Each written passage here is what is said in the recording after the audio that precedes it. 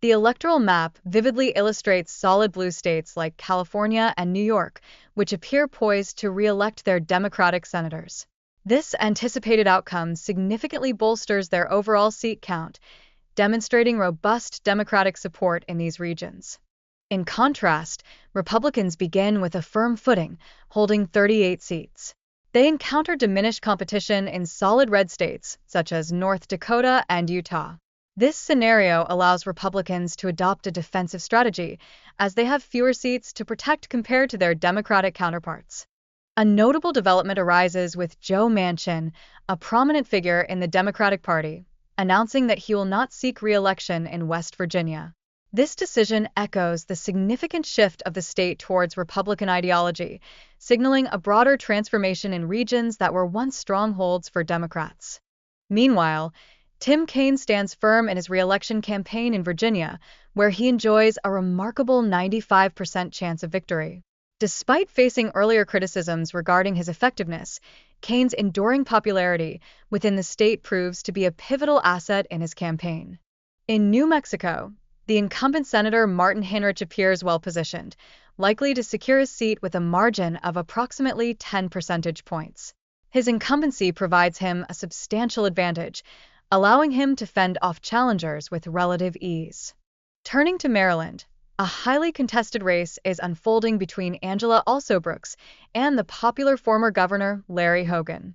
While Hogan's past successes contribute to his appeal, the prevailing liberal leanings of the state seem to favor the Democrats, shaping a complex electoral landscape. In Nebraska, Deb Fischer demonstrates formidable strength with an impressive 89% chance of winning re-election.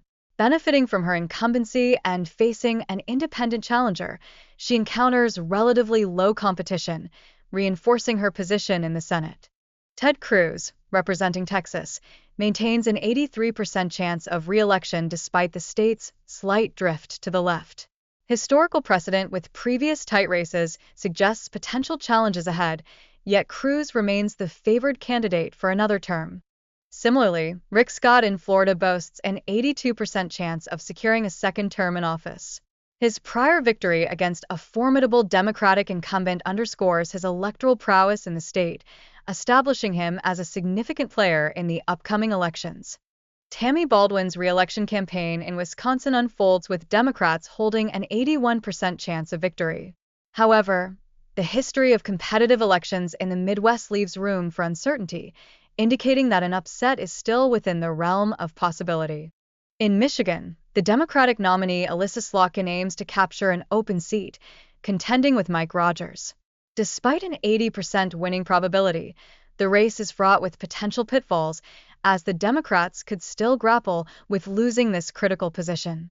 Turning to Pennsylvania, the Senate race becomes a focal point for Democrats, with Bob Casey holding an 85% chance of victory. Nevertheless, the race is anticipated to be considerably tighter than in previous electoral cycles, marking a shift in competitive dynamics. Jackie Rosen's favorable polling and popularity in Nevada suggest a strong likelihood of her re-election. This reflects a stable Democratic presence in the state, revealing how incumbents can shape their electoral fates through public sentiment. In Arizona, the absence of an incumbent senator introduces an unpredictable dynamic to the race, particularly as Kari Lake's previous losses raise questions about her electoral viability against the Democrat. This uncertainty creates a fascinating landscape as voters assess their options. The Senate race in Montana exposes the vulnerabilities faced by Democrats, as John Tester encounters a formidable challenge from Tim Shea, particularly in a presidential election year.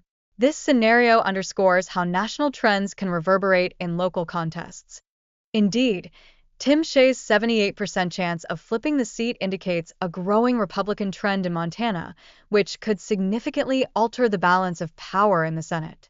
The implications of such a shift are profound, potentially reshaping legislative priorities.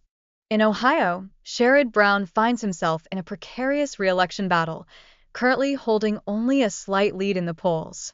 As the state trends Republican, the likelihood of both Senate seats flipping becomes a tangible concern for Democrats. Lastly, polling data indicates a growing favorability for GOP candidates in Ohio, suggesting a potential reshaping of the political landscape. This shift hints at a red tilt in upcoming elections, reinforcing the need for both parties to adapt their strategies moving forward.